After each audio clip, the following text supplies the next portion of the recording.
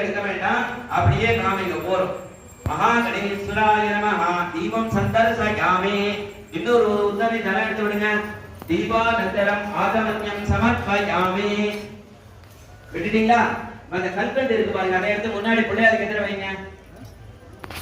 பிள்ளையாருக்கு எதிர கல்கண்டு எடுத்து வச்சுக்கோங்கம்மா. கையில ஒரு உத்தண்ணி ஜலம் எடுத்து மணி வச்சு அடிச்சுட்டு 3 தடவை சுத்தணும். ஓம் கோட் பகவத் அந்தர்தத்ரே யம்பத்வ நேருதமே அமிர்தோபசரணமதி.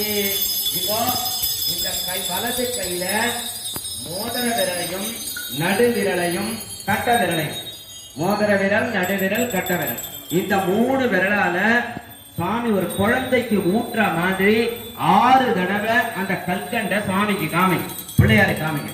ஓம் பிராணாய ஸ்வாஹா, ஓம் தானாய ஸ்வாஹா, ஓம் யானாய ஸ்வாஹா, ஓம் தானாய ஸ்வாஹா, ஓம் சமானாய ஸ்வாஹா, ஓம் பிரம்மணே ஸ்வாஹா.